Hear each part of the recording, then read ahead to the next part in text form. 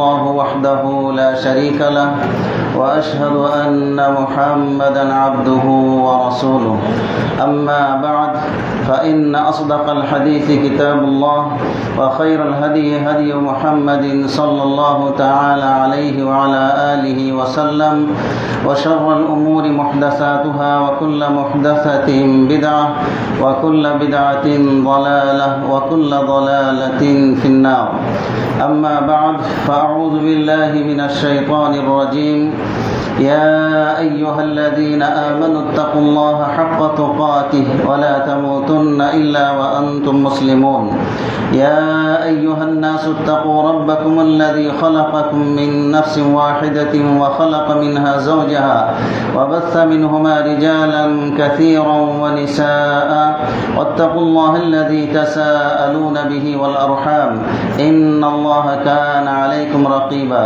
يا أيها الذين آمنوا اتقوا الله وقولوا قولا سديدا يصلح لكم أعمالكم ويغفر لكم ذنوبكم ومن يطع الله ورسوله فقد فاز فوزا عظيما وقال الله تعالى في آية أخرى إنا أعطيناك الكوثر فصل لربك وانحر إن شانئك هو الأبتر وقال تعالى في آية أخرى ولكل أمة جعلنا منسكا ليذكروا اسم الله على ما رزقهم من بهيمة الأنعام فإلهكم إله واحد فله أسلموا وبشر المخبتين وقال رسول الله صلى الله عليه وسلم من وجد ساعة فلم يضحي فلا يقربن إلى مصلانا وقال أيضا ورد في الحديث ضحى النبي صلى الله عليه وسلم بكبشين أملحين أقرنين وذبحهما بيده وسمى وكبر ووضع رجله على سفاحهما متفق عليه উপস্থিত আজকে আমাদের রত্ন মহল্লার খিলগাঁও এলাকার দূর দূরান্ত থেকে এবং কাছে সম্মানিত মুসল্লি ভাইয়েরা, উপস্থিত মা এবং বোনেরা, যাবতীয় প্রশংসা গুণগান ওই আল্লাহ রাব্বুল আলামিনের জন্য যে আল্লাহ রাব্বুল আলামিন আমাদেরকে একটি বছর আপনার জীবন দিয়ে বাঁচিয়ে রেখেছেন। তার অসংখ্য নিয়ামত দিয়ে আল্লাহ রাব্বুল আলামিন আমাদেরকে হায়াত দান করেছেন। তিনি আমাদেরকে হায়াত দান করার ফলে আমরা গত বছর ঈদুল আযহা উদযাপন করেছি। এবারও আল্লাহ রাব্বুল আলামিন আমাদেরকে ঈদুল আযহা উদযাপন করার আল্লাহ রাব্বুল আলামিন তৌফিক দিয়েছেন। তো সর্বপ্রথম এই হায়াত নামকের যে নিয়ামত আল্লাহ রাব্বুল আলামিন আমাদেরকে দান করেছেন, আমরা তার শুকরিয়া হিসাবে, প্রশংসা হিসাবে আজকে আমরা ঈদুল আযহার খুতবার শুরুতে আল্লাহর দরবারে শুকরিয়া আদা করি। সকলেই পড়ি আলহামদুলিল্লাহ। অসংখ্য দুরূদ এবং সালাম বর্ষিত হোক আমাদের প্রিয় নবী সাইয়্যিদুল মুরসালিন খাতামুল আম্বিয়া নবী মুহাম্মদুর রাসূলুল্লাহ সাল্লাল্লাহু আলাইহি ওয়াসাল্লাম তার উপর, যার আদর্শ মেনে আমরা 2 রাকাত ঈদুল আযহার সালাত আমরা আদায় করেছি 12 তাকবীরে সুন্নাহসম্মত।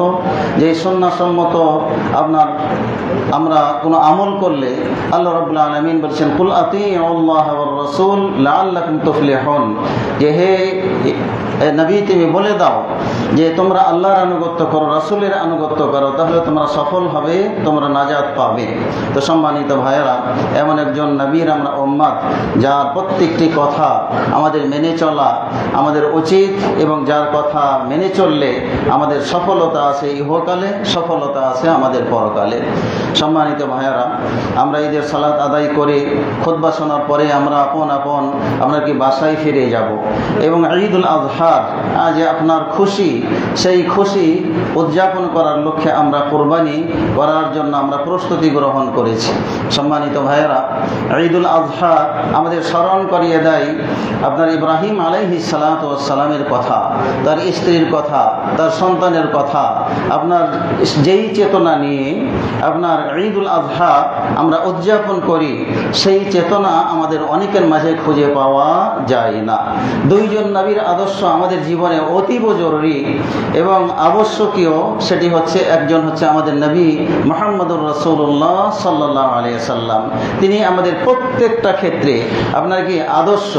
আল্লাহ তাআলা কুরআনুল কারীমে বলেছেন যে লাকাদ কানা লাকুম ফি রাসূলিল্লাহি উসওয়াতুন হাসানা, যে নিঃসন্দেহে তোমাদের জন্য রাসূলের মাঝেই রয়েছে সর্বোত্তম আদর্শ। সর্বক্ষেত্রে আপনার ব্যক্তিগত জীবন, পারিবারিক জীবন, রাষ্ট্রীয় জীবন, সামাজিক জীবন, স্ত্রীর সাথে আপনার কি আচরণ করতে হবে, সন্তানের সাথে কি আচরণ করতে হবে, সার্বিক আপনার আদর্শ আমাদের নবী মুহাম্মদুর রাসূলুল্লাহ সাল্লাল্লাহু আলাইহি সাল্লামের মাঝে আপনার আছে। ঠিক একইভাবে আল্লাহ রাব্বুল আলামিন ইব্রাহিম আলাইহিস সালাতু ওয়াস সালামের ব্যাপারেও বলেছেন যে কাদ কানাত লাকুম উসওয়াতুন হাসানাতুন ফি ইব্রাহিম ওয়াল্লাযীনা মাআহ ইন্না বুরাআউ মিনকুম ওয়া মিম্মা তা'বুদুনা মিন দুনিল্লাহ, যে তোমাদের জন্য উত্তম আদর্শ রয়েছে ইব্রাহিম আলাইহিস সালাতু ওয়াস সালামের মাঝে এবং তার যারা অনুসারী ছিল তাদের মাঝে। তাদের আপনার আদর্শটা কি? আদর্শটা হলো এই যে ইন্না বুরাআউ মাআকুম, যে তোমাদের সাথে আমাদের কোনো সম্পর্ক নাই। ঈমান আকীদা, তোমাদের বিশ্বাস হলো ভিন্ন এবং তোমরা যার পূজা করো তোমাদের সাথে এবং যার তোমরা কি করো পূজা করো তাদের সাথে আমাদের কোনো সম্পর্ক নাই। তাহলে আমাদেরও আপনার অমুসলিমদের সাথে আপনার কি সম্পর্ক থাকা চলবে না এবং মুসলমানের ভিতরেও যারা আপনার কি করে শিরক করে, শিরককারীদের সাথে আমাদের কোনো সম্পর্ক আপনাকে রাখা যাবে না। সম্মানিত ভাইয়েরা, ঈদুল আযহা যে কুরবানি আমরা করব, কুরবানির কিছু নিয়ম নীতি এবং ওই চেতনা নিয়ে আমাদের করতে হবে যেই চেতনা নিয়ে ইব্রাহিম আলাইহিস সালাতু ওয়াস সালাম তার নিজ সন্তানকে আপনার কি কুরবানি করার জন্য তিনি কি একেবারে ছুরি চালিয়ে দিয়েছিলেন। কিসের জন্য? একটাই কারণ, সেটা হচ্ছে যে আল্লাহর হুকুমকে পালন করা। আমরা জানি যে ইব্রাহিম আলাইহিস সালাতু ওয়াস সালামকে আল্লাহ রাব্বুল আলামিন নানানভাবে পরীক্ষা করেছেন। আল্লাহ তাআলা কুরআনুল কারীমে বলছে ওয়াইযি বিতালা ইব্রাহিম রাব্বুহু বিকালিমাতিন ফাআতাম্মাহুন্না ক্বালা ইন্নী জাঈলুকা লিন-নাসি ইমামা। তার রব ইব্রাহিম আলাইহিস সালাতু ওয়াস সালামকে আপনার কি তার বাণীসমূহ দিয়ে পরীক্ষা করেছেন। ফাআতাম্মাহুন্না, যত পরীক্ষা নিয়েছেন আল্লাহ রাব্বুল আলামিন সকল পরীক্ষায় আপনার কি পরীক্ষা করতে যত দেরি, আপনার সেই পরীক্ষা পাস করতে ইব্রাহিম আলাইহিস সালাতু ওয়াস সালামের আপনার কি সামান্যতম দেরি হয় নাই। ফাআতাম্মাহুন্না, সব পরীক্ষায় তিনি কি করেছেন? এ গ্রেড নিয়ে কি করেছেন? পাস করেছেন। আল্লাহ রাব্বুল আলামিন ইব্রাহিম আলাইহিস সালাতু ওয়াস সালামকে কত ধরনের পরীক্ষা নিয়েছেন। এক নম্বর পরীক্ষা ছিল নমরুদের আগুনে তাকে কি আপনার কি করা হয়েছিল? ফেলে দেওয়া হয়েছিল দুনিয়া থেকে বিদায় করার জন্য। আল্লাহ রাব্বুল আলামিন তার অশেষ মেহেরবানিতে আপনার কি ইব্রাহিম আলাইহিস সালাতু ওয়াস সালামকে নমরুদের আগুন থেকে রক্ষা করলেন। যখন মানে মূর্তিদের বিরুদ্ধে, শিরকের বিরুদ্ধে, তাওহীদের পক্ষে যখন তিনি দাওয়াত দিয়েছিলেন আপনার কি নমরুদকে, তখন সে দাওয়াত প্রত্যাখ্যান করে যা মূর্তিদেরকে ভেঙে ফেলেছিলেন, এই ভাঙার কারণে আপনার কি ঘোষণা দিলেন রাষ্ট্রীয়ভাবে যে ইব্রাহিম আলাইহিস সালাতু ওয়াস সালামকে আগুনে ফেলে দুনিয়া থেকে কি করো? তাওহীদের বাতিকে নিভিয়ে দাও। তাকে আগুনে ফেলা হলো এবং সেই আগুনে আপনার কি যাওয়ার জন্য ইব্রাহিম আলাইহিস সালাতু ওয়াস সালাম প্রস্তুত। যে আল্লাহ রাব্বুল আলামিনকে আমি মানি, আমাকে আগুনে ফেললেও আমি ওই আল্লাহ রাব্বুল আলামিনকে যেহেতু মানি তিনি আমাকে রক্ষা করবেন, এই বিশ্বাস কি আপনার তার ভিতরে ছিল যে আল্লাহ রাব্বুল আলামিন রক্ষা আমাকে করবেন। আল্লাহ রাব্বুল আলামিন আগুনকে কি করলেন? বললেন, আদেশ করেন, কুলনা ইয়া নারু কুনি বারদান ওয়া সালামান আলা ইব্রাহিম। আমি আগুনকে বললাম যে হে আগুন, তোমার যে তেজ, তোমার যে প্রখরতা, এটা তুমি কি করো? ঠান্ডা হয়ে যাও, আরামদায়ক ঠান্ডা ইব্রাহিম আলাইহিস সালাতু ওয়াস সালামের জন্য হয়ে যাও। ইব্রাহিম আলাইহিস সালাতু ওয়াস সালামকে বাঁচালেন এবং আদেশ করলেন, ইব্রাহিম তোমার এই অঞ্চলে, এই দেশে থাকা যাবে না, তুমি এখান থেকে হিজরত করে চলে যাও। তার নিজের আপনার কি বসত বাড়ি ছেড়ে ইব্রাহিম আলাইহিস সালাতু ওয়াস সালাম আপনার চলে গেলেন সিরিয়ায়। সিরিয়াতে যাওয়ার পরে সেখানে গিয়ে আবার কি বিবাহ শাদী করলেন। লম্বা চওড়া ঘটনা। অর্থাৎ প্রত্যেকটা পরীক্ষায় তার বার্ধক্য বয়সে আপনার যেই পরীক্ষাটি ছিল, সেই পরীক্ষাটি ছিল তার নিজ সন্তানকে আপনার কি করতে হবে? কোরবানি করতে হবে। এটা ছিল কি তার আপনার কি অনেকগুলো পরীক্ষার একটি অন্যতম পরীক্ষা। আল্লাহ রাব্বুল আলামিন তিনি বললেন, এবং তিনি যখন চলে যাচ্ছেন হাজেরা এবং শিশু ইসমাইল আলাইহিস সালাতু ওয়াস সালামকে রেখে আপনারা যখন চলে যাচ্ছেন, যাওয়ার সময় তিনি বলছেন যে আমি তোমাদেরকে কিছু খেজুর এবং পানি এগুলো দিয়ে আমি কি রেখে চলে যাচ্ছি। তিনি যখন যাচ্ছেন, মনের যে বেদনা, যে শেষ বয়সে একটা সন্তান লাভ করার পরে মানে সেই 5-6 মাসের শিশু বাচ্চা ইসমাইল আলাইহিস সালাতু ওয়াস সালামকে যখন রেখে চলে যাচ্ছে, তখন তিনি মানে কি তার স্বামীকে জিজ্ঞেস করতেছে, ইব্রাহিম আলাইহিস সালাতু ওয়াস সালাম, যে তুমি যে আমাদেরকে রেখে চলে যাচ্ছ, আমি এই বাচ্চাকে নিয়ে সামান্য কিছু পানি, সামান্য কিছু খেজুর, আর এখানে কোনো জনমানব নাই, কেউ নাই, এখানে যে তুমি আমাদেরকে রেখে চলে যাচ্ছ, তো এটা তোমার স্বইচ্ছাই নাকি আল্লাহ রাব্বুল আলামিন তোমাকে আদেশ করেছেন? ইব্রাহিম আলাইহিস সালাতু ওয়াস সালাম বললেন যে এটা আল্লাহ রাব্বুল আলামিনের নির্দেশ, সেই নির্দেশ আমি পালন করেছি। তার স্ত্রী জবাবটা দিলেন কিরকম? আমাদের স্ত্রীরা যদি হতো তাহলে কি আপনার কলার ধরে টান দিয়ে বলতো যে ইব্রাহিম তোমার যাওয়া চলবে না, কেন? যে এখানে কোনো মানুষ নাই, এই জঙ্গলের ভিতরে আমাকে বাঘে খেয়ে ফেলতে পারে, তোমার বাচ্চাকে বাঘে খেয়ে ফেলতে পারে, এরপরে পানি খাবার এগুলো শেষ হয়ে গেলে তখন আমরা কোথায় কি খাবো? আপনার কি যেতে, আমাদের স্ত্রীরা হলে যেতে দিত না। কিন্তু আপনার হাজেরা আলাইহিস সালাতু ওয়াস সালাম তিনি বলেন যে আল্লাহর নির্দেশেই তুমি আমাকে এখানে রেখে যাও, তাহলে আমি এটা মেনে নিলাম। আমার বিশ্বাস আছে যে আল্লাহ তোমাকে আদেশ করেছেন এখানে রেখে যাওয়ার, আমার বিশ্বাস যে ওই আল্লাহ আমাকে এখানে রক্ষা করবেন, আমার বাচ্চাকে রক্ষা করবেন, আল্লাহ রাব্বুল আলামিন আমাদের ক্ষতি করবেন না। এরপরে ইসমাইল আলাইহিস সালাতু ওয়াস সালাম বড় হলেন। বড় হওয়ার পরেই কি আপনার আল্লাহ রাব্বুল আলামিনের পক্ষ থেকে ইব্রাহিম আলাইহিস সালাতু ওয়াস সালামকে স্বপ্নে দেখানো হলো। তিনি বলছেন, ক্বালা ইয়া বুনাইয়া ইন্নী আরা ফিল মানামি আন্নী আযবাহুক, যে হে আমার ছেলে, হে আমার বৎস, হে আমার সন্তান, যে আমি স্বপ্নে দেখলাম আন্নী আযবাহুক, আমি তোমাকে জবাই করতেছি। ফানজুর মাযা তারা, তুমি একটু ভেবে দেখো তোমার কি মত, যে আমি কি তোমাকে জবাই করতে পারবো কি পারবো না? বাবা ছেলের কাছ থেকে আপনাকে অনুমতি চাচ্ছে, ভেবে দেখার কথা বলতেছে।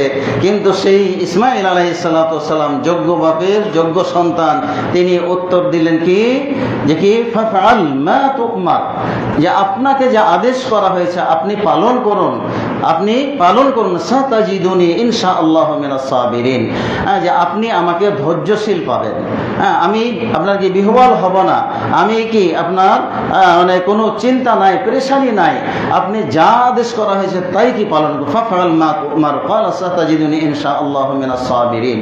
ফালাম্মা আসলামা ওয়া তাল্লাহু লিল জাবিন, যখন তারা উভয়ে আল্লাহ রাব্বুল আলামিনের কাছে আত্মসমর্পণ করলো, আত্মসমর্পণ যখন করলো, ওয়া তাল্লাহু লিল জাবিন, এবং তাকে আপনার কি উবুড় করে শুইয়ে দেওয়া হলো, এবং তিনি কি ছুরি চালিয়ে দিলেন। ছুরি চালিয়ে দিলেন, যে সন্তানের কি আপনার গলায় ছুরি চালিয়ে দিলেন। আমরা কোনো বাবা আমাদের সন্তানকে আপনাকে একটা থাপ্পড় মারতেও কি আপনার কষ্ট পাই আল্লাহর বিধান পালন করার জন্য। আমরা কি আল্লাহর বিধান পালন করার জন্য আমাদের সন্তানকে কি কখনো শাসন করেছি? আমাদের সন্তানকে কি নামাজের জন্য আমরা কি করেছি? প্রহার করেছি? মারি নাই। অথচ আল্লাহ রাসূল সাল্লাল্লাহু আলাইহি ওয়াসাল্লাম হাদিসে মারার কথাও কি সন্তানকে বলেছেন, যে তোমার সন্তান 10 বছর বয়স যখন হয়ে যাবে, সালাত যখন আদায় না করবে, তখন কি করো? তাদেরকে মারো, তাদেরকে পিটাও। কিন্তু ইব্রাহিম আলাইহিস সালাতু ওয়াস সালাম আপনার কি করলেন? আপনার সেই সন্তানের ছুরি আপনার কি তার গলায় চালিয়ে দিলেন। আল্লাহ রাব্বুল আলামিনের পক্ষ থেকে সন্তান জবাই হলো না, আল্লাহ রাব্বুল আলামিন বাঁচিয়ে নিলেন। আল্লাহ তাআলা ডাক দিলেন, ওয়ানাদাইনাহু আইয়া ইব্রাহিম, যে আমি আহ্বান করলাম যে হে ইব্রাহিম, ক্বাদ সাদ্দাকতার রুইয়া ইন্না কাযালিকা নাজজিল মুহসিনিন, যে তুমি তোমার স্বপ্নকে বাস্তবায়ন করেছো, সত্যে রূপায়ণ করেছো, রূপান্তরিত করেছো। ইন্না কাযালিকা নাজজিল মুহসিনিন, আমি সৎকর্মশীল তাদের এই আত্মত্যাগের বিনিময় আমি আল্লাহ রাব্বুল আলামিন পুরস্কার হিসাবে তাদেরকে আপনার কি পুরস্কার দিতে যাই। ওয়া কাযালিকা নাজজিল মুহসিনিন ইন্না হাযা লাহুয়াল বালাউল মুবিন, নিশ্চয় নিজের সন্তানকে জবাই করা এটা একটা সুস্পষ্ট পরীক্ষা ছিল। ওয়া ফাদাইনাহু বিযিবহিন আযীম, এই পরীক্ষায় তুমি পাস করেছো, আমি একটি মোটা মেষ দিয়ে তাকে কি করলাম? বাঁচিয়ে নিলাম। সেই ইব্রাহিম আলাইহিস সালাতু ওয়াস সালামের নিজ সন্তানের কুরবানির সেই বিধানকে আল্লাহ রাব্বুল আলামিন আপনার কিয়ামত পর্যন্ত যত মুসলিম আসবে এটা কি করলেন? আপনার কি করলেন? হুকুম দিয়ে দিলেন যে ওয়াফাদাইনাহু বিযিবহিন আযীম ওয়া তারাকনা আলাইহি ফিল আখিরিন, পরবর্তীতে যারাই আসবে এই সন্তানের বিনিময়ে সন্তান জবাই না করে আপনার কি করতে হবে, এর বিনিময়ে পশু জবাই করার মাধ্যমে আল্লাহর নৈকট্য লাভের ব্যবস্থা আল্লাহ রাব্বুল আলামিন কি করে দিয়েছেন। তো সম্মানিত ভাইয়েরা, যে চেতনা নিয়ে, যে আগ্রহ নিয়ে আমরা কোরবানি করি, ওই চেতনা নিয়ে আমাদের ইসলামের বাকি কাজগুলো করা কিন্তু প্রয়োজন ছিল, আবশ্যক ছিল, কিন্তু আমরা করি না। মনে রাখবেন, এই কোরবানি কবুল হওয়ার জন্য অন্যতম শর্তই হচ্ছে আল্লাহ রাব্বুল আলামিন সূরাতুল কাউসার বলে দিয়েছেন যে ইন্না আ'তাইনাকাল কাউসার, যে নিশ্চয় আমি তোমাকে কাউসার দান করেছি। কাউসার হচ্ছে কিয়ামতের ময়দানে যখন কঠিন অবস্থার মধ্যে যখন আমরা থাকব, তখন আমাদের শরীর কি আপনার ঘেমে যাবে এবং পিপাসায় আমরা কি ছটফট করব, ওই সময় আল্লাহ রাব্বুল আলামিন আপনার কি করবেন, পানি পান করার, কাউসারের পানি পান করার ব্যবস্থা করবেন এবং সেটার অধিকার দেওয়া হয়েছে আমাদের নবী মুহাম্মদুর রাসূলুল্লাহ সাল্লাল্লাহু আলাইহি সাল্লামের জন্য। তো তিনি পান করাবেন। এর বিনিময়ে দুইটা কাজ করতে বলেছেন আল্লাহ রাব্বুল আলামিন, যে ফাসাল্লি লিরাব্বিক, তুমি তোমার রবের জন্য সালাত আদায় করবে, ওয়ানহার, এরপরে কুরবানি করবে, এরপরে কুরবানি করবে। তাহলে এই আয়াত থেকে, এই ছোট্ট সূরাটি থেকে যে শিক্ষা, সেটা হলো যে আমাদের এই কুরবানি যদি আল্লাহর দরবারে আমরা কবুল করাতে চাই, এর নেকি যদি পেতে চাই, এর পুরস্কার যদি আমরা পেতে চাই, তাহলে সালাত আদায় করতে হবে। কোনো ব্যক্তি সালাত আদায় করা ব্যতীত যত দামি কুরবানি দেখ না কেন, যত মোটাসোটা পশুই কুরবানি দেখ না কেন, তার বিন্দু মাত্র নেকি আমাদের আমল নামাতে কি হবে না, জমা হবে না। সালাত আদায় করতে হবে। কোনো বেনামাজির কোনো আমল আল্লাহর দরবারে কবুল হয় না, এটা জেনে রাখবেন। তো আজকে আমরা যে কুরবানি জবাই করব, বাসায় গিয়ে দেখা যাবে যে অনেক বেনামাজি আপনার কি করতেছে, কুরবানি করতেছে। সবচেয়ে দামি কুরবানিটা হয়তো আপনার বেনামাজিরাই করতেছে, আর যারা 5 ওয়াক্ত নামাজ পড়ে হয়তো বা তার আগে আপনার অত দামি কি কুরবানি করতে পারতেছে না। সম্মানিত ভাইয়েরা, নামাজ ছাড়া মুসলমান থাকা যায় না। নামাজ পড়তে হবে, নারী পুরুষ নির্বিশেষে পারিবারিকভাবে আমাদের নামাজ পড়তে হবে। যদি আমরা নামাজ না পড়ি, তাহলে আপনার ওই কুরবানি আল্লাহ রাব্বুল আলামিন কবুল করবেন না। আমরা যে আপনার কি বেসিক যে ডিউটি, এটা পালন না করে আমরা যদি ওভার টাইম করি, তাহলে এই ওভার টাইমের কোনো মূল্য মালিকে দিবে না। তো আমাদের বেসিক ডিউটি হচ্ছে একজন মুসলিম হিসাবে কালেমা পড়ার পরে 5 ওয়াক্ত নামাজ আদায় করা। তো এই 5 ওয়াক্ত নামাজ আদায় ব্যতীত আমাদের কুরবানি, আমাদের হজ, আমাদের যাকাত, আমাদের সাদাকা, আমাদের পর্দা পুশিদা মেনে চলা, আমরা যেটাই করি না কেন, ওই আমলের নেকি আল্লাহ রাব্বুল আলামিন দিবেন না যদি আমরা বেনামাজি হই। তাহলে আমাদের 100% আপনার প্রত্যেক মুসলিম ভাইকে আপনার কি করতে হবে, নামাজি হতে হবে। একান্ত শরঈ ওযর ছাড়া আপনার নামাজ ছাড়ার কোনো সুযোগ নাই। আজকে ফজরের নামাজও হয়তো আমরা অনেকেই পড়িনি, অথচ গিয়ে কি করবো, বিসমিল্লাহ আল্লাহু আকবার বলে আমাদের কি কুরবানির পশু আমরা জবাই করব। তো এই কুরবানির পশু জবাই করাতে আমাদের কোনো ফায়দা হবে না। তো সম্মানিত ভাইয়েরা, মনে রাখবেন, বেনামাজির কুরবানি আল্লাহ কবুল করবেন না। আর এটাও মনে রাখবেন যে কুরবানি পশু জবাই করারও কিছু কি আছে, নিয়ম কানুন আছে, সেগুলো আমাদের ফলো করতে হবে। 1 নম্বর হচ্ছে যে আমরা কুরবানির পশু যখন জবাই করব, তখন কিছু নিয়ম কানুন ফলো করে এই কুরবানির পশুগুলো আমাদেরকে জবাই করতে হবে। এবং যেই ত্যাগের বিনিময়ে আমরা এই কুরবানি পেয়েছি, সেই ত্যাগ, ওই চেতনা, ওই মন মানসিকতা নিয়ে আমরা আমাদের কুরবানিগুলো যেন আমরা কি করি, জবাই আমরা করি। 1 নম্বর হচ্ছে যে রাসূলুল্লাহ সাল্লাল্লাহু আলাইহি সাল্লাম আপনার কি করেছেন, নিজে যতদিন মদিনায় ছিলেন কুরবানি করেছেন। যাহান নবী সাল্লাল্লাহু আলাইহি সাল্লাম বিকাবশাইনি আমলাহাইনি আকরানাইনি, নবী করিম সাল্লাল্লাহু আলাইহি সাল্লাম 2টি মেষ শিং বিশিষ্ট এবং কি সাদা কালো রঙের আপনার কি করেছেন, কুরবানি করেছেন। ওয়া যাবাহুমা বিয়াদিহি, তিনি নিজ হাতে কুরবানি করেছেন।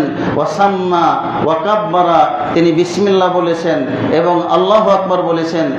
ওয়া যাবাহা ওয়া ওয়াদা রিজলাহু আলা সিফাহিহিমা, এবং তিনি তার ডান পা আপনার কি করেছেন, পশুর আপনার সিনার উপর রেখে আপনার কি করেছেন, জবাই করেছেন। আপনার হাদিস সহিহ বুখারী এবং মুসলিমের হাদিস।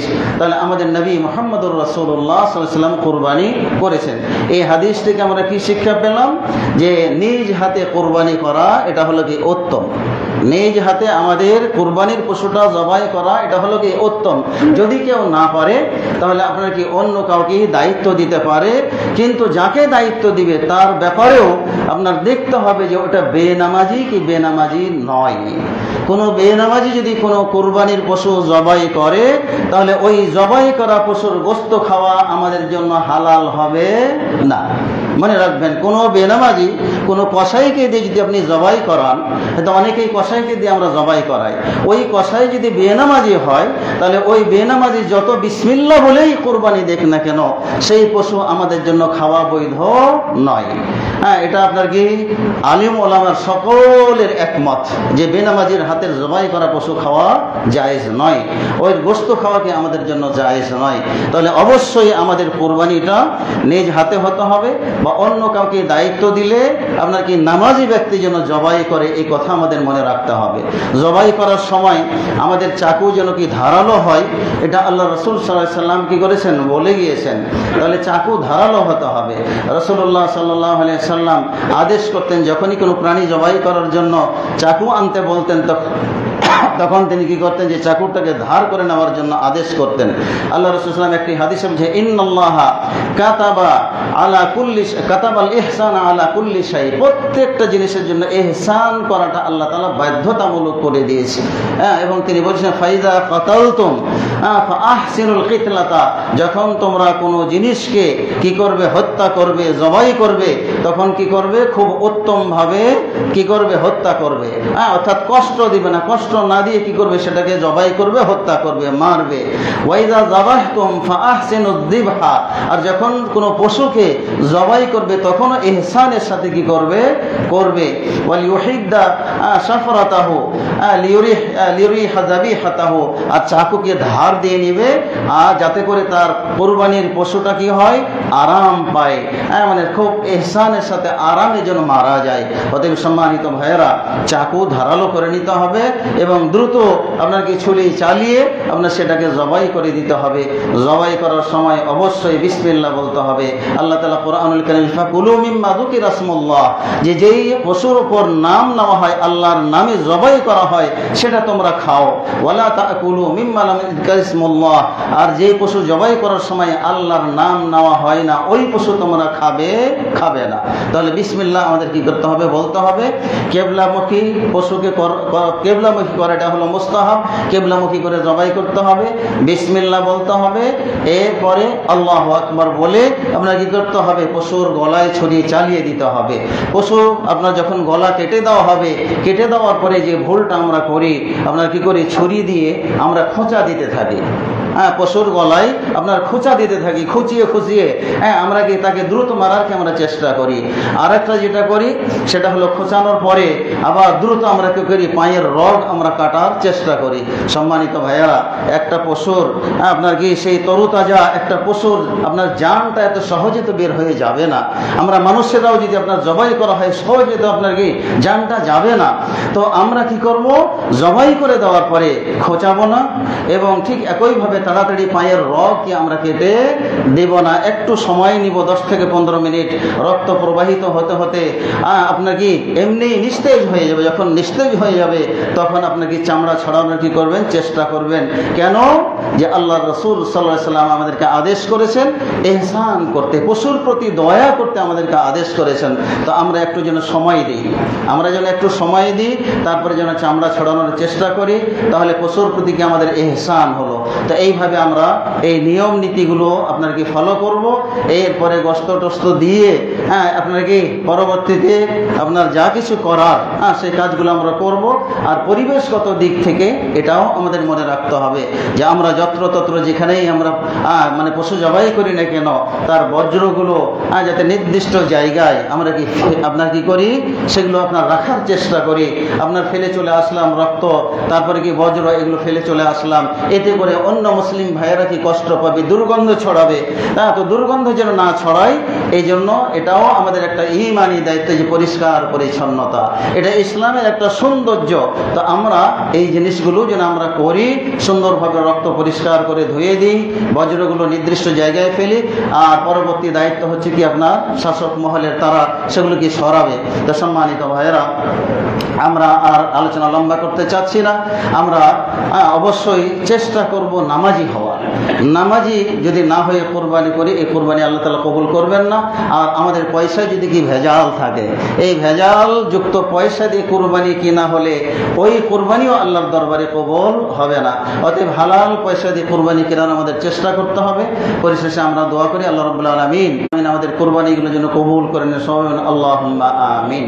আমরা দোয়া করি আমাদের যে সমস্ত মুরব্বিয়ানে কেরাম দুনিয়া ছেড়ে চলে গিয়েছে, তারা কবর জগতে আছে, তারা আমাদের দোয়ার আশায় আছে, এবং কিছু দান সাদাকার আশায় তারা আছে।